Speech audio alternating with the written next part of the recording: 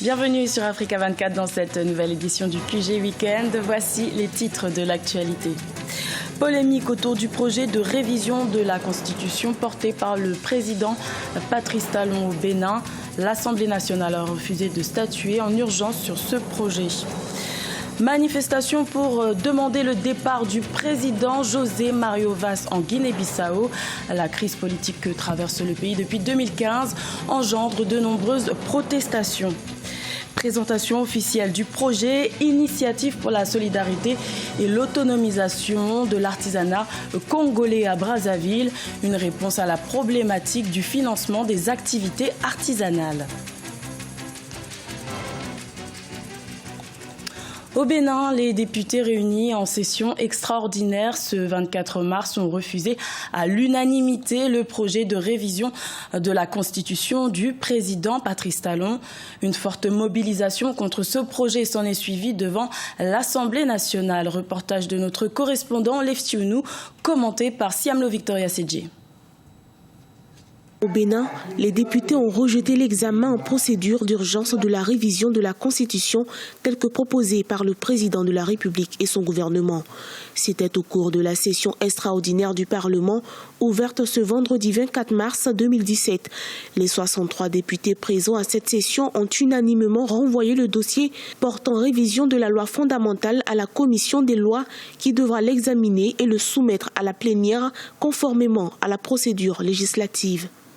Tous les députés présents et même représentés au niveau de l'Assemblée nationale ont dit non pour la procédure d'urgence.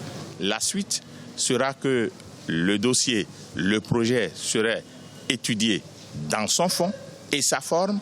Et s'il était possible que cela soit adopté parce que et le gouvernement et les députés se seront entendus sur le contenu du texte qui aurait été retenu, il y aura vote. Une vingtaine de partis politiques et d'organisations syndicales réunis au sein du Front pour le sursaut patriotique ont assiégé du 23 au 24 mars 2017 l'esplanade extérieure du Palais des gouverneurs. Ils ont désapprouvé l'adoption par le Parlement du projet de loi portant modification de la Constitution du 11 février 1990.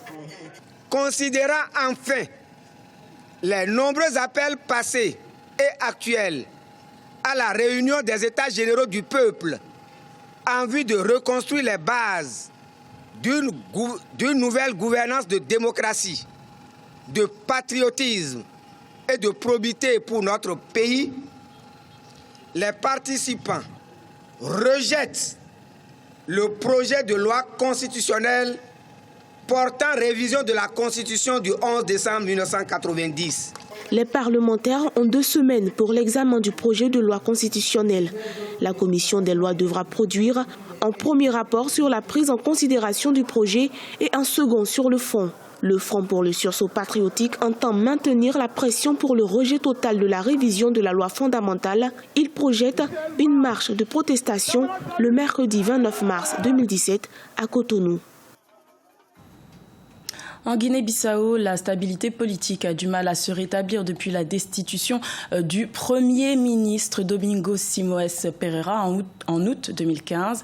Le sentiment anti-gouvernemental s'accroît. Plusieurs manifestations sont prévues pour exiger le départ du président José Mario Vaz au pouvoir depuis juin 2014. Deogracias Podo. La Guinée-Bissau toujours dans l'impasse politique. Des manifestations sont annoncées dans les jours à venir par une partie de la classe politique, de la société civile avec le soutien d'une frange de la population qui exige la démission du président José Mario Vaz. Le pays traverse des tensions politiques depuis la destitution en août 2015 par le chef de l'État de son premier ministre Domingos Simoes Pereira, chef du Parti africain pour l'indépendance de la Guinée et du Cap-Vert, PAIGC, au pouvoir, auquel il est également membre. Le Parlement ne fonctionne pas. Nous n'avons pas de gouvernement. Il est inconstitutionnel. Nous descendons dans la rue parce que nous voulons un pays différent. Nous demandons la démission du président en raison de son incapacité à résoudre la crise. Depuis la destitution de l'ex-premier ministre Domingos Simoes Pereira, aucun autre chef de gouvernement n'a réussi à résoudre l'impasse politique en Guinée-Bissau. Les tensions inquiètent d'autant plus la communauté internationale. Plusieurs tractations de sortie de crise ont été menées par les Nations Unies, l'Union africaine, l'Union européenne et la communauté des pays de langue portugaise. La Guinée-Bissau est relativement stable, mais nous devons aussi reconnaître que les donateurs ont développé un certain degré de lassitude en raison de ses vulnérabilités et de la volatilité de l'environnement politique. C'est probablement l'effet le plus négatif de cette crise politique. Début mars 2017, le président guinéen Alpha Condé, médiateur de la CEDEAO pour la Guinée-Bissau et actuel président en exercice de l'Union africaine, avait manifesté son engagement à mettre fin à la crise politique qui sévit dans ce pays depuis près de 2 ans. Un précédent accord conclu entre les différents protagonistes prévoyait une procédure consensuelle pour choisir un premier ministre ayant la confiance du président. Celui-ci devrait rester en place jusqu'aux élections législatives de 2018. Également dans l'actualité au Nigeria, le gouvernement a décidé d'accélérer les procédures de traitement de délivrance des visas d'entrée sur le territoire. Celles-ci devraient désormais prendre 48 heures. Une mesure pour améliorer le climat des affaires dans le pays. Cela concernera principalement les investisseurs dans le but de dynamiser les flux d'investissements directs étrangers. En République du Congo, le gouvernement s'engage à améliorer les conditions de travail et de vie des artisans. Le projet Isaac, initiative pour la solidarité et l'autonomisation de l'artisanat congolais, a été officiellement présenté le 24 mars à Brazzaville. Les détails dans ce reportage de notre correspondant Deva Panzou. Adélaïde Mungani, ministre des Petites et Moyennes Entreprises, de l'Artisanat et du secteur informel, a présenté aux artisans congolais le projet ISAC ce vendredi 24 mars 2017 à Brazzaville. Les artisans congolais se plaignent du manque d'accompagnement financier de l'État et nombreux ont du mal à obtenir des crédits bancaires. Grâce au fonds de ce projet, ils devraient désormais se prendre en charge eux-mêmes. Le projet a comme objectif à cet égard de promouvoir le dialogue, le partage des connaissances et l'entraide en vue d'améliorer le mieux-faire et le mieux-être de l'artisan à son lieu de travail, en famille et en société. Le fonds qui sera créé facilitera l'acquisition des équipements et outils de travail par les artisans. Il permettra aussi d'assurer leur prise en charge sociale par une couverture d'accidents de travail. Les frais d'adhésion sont estimés à 5 000 francs CFA et la cotisation mensuelle varie entre 5 000, 10 000, 25 000 francs CFA selon les catégories ci-dessus mentionnées. Le prêt accordé est égal à 10 fois au maximum la valeur des cotisations d'1 an au minimum. Au sein des artisans, les avis sont partagés. Un tel projet peut nous apporter plusieurs choses, plusieurs bénéfices, parce que nous artisans, des fois, on n'a pas un compte. Donc, quand on sera adhéré, on a au moins la facilité qu'on nous vienne en aide. Dans le fond, c'est l'artisan lui-même qui contribue. Et pendant ce temps, l'État ne contribue en rien.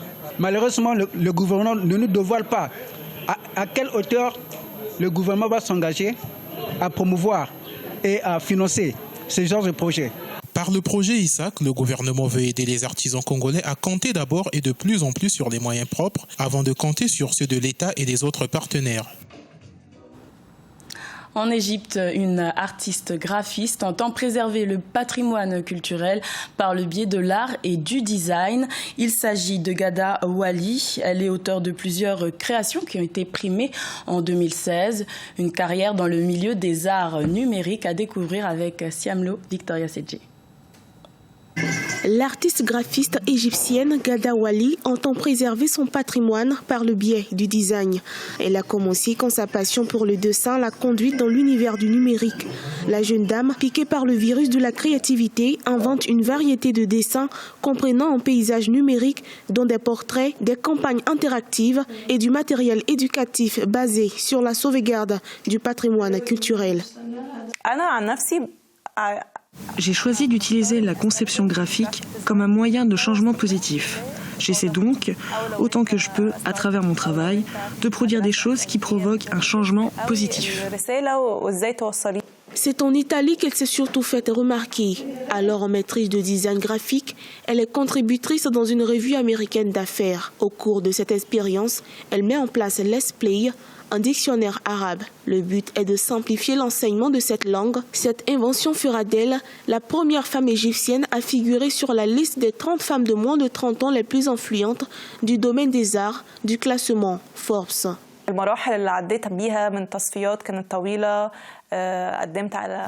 Pour moi, c'est un honneur et je crois que c'est la première fois qu'un Égyptien figure sur cette liste. Le travail que j'ai présenté était lié à ma culture, à l'arabe, donc à l'identité égyptienne.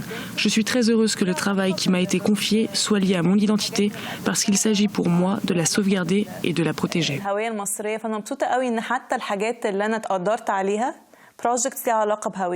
Les créations de Ghada Wali ont gagné une renommée internationale. En 2016, elle remporte le prix STA 100 de la Society of Typographic Art, un concours de design basé à Chicago qui recherche les 100 meilleurs projets de design typographique du monde. Ce journal a été réalisé par l'ensemble de la rédaction. Merci de votre fidélité. Retrouvez dans un instant une nouvelle édition de l'information sur Africa 24.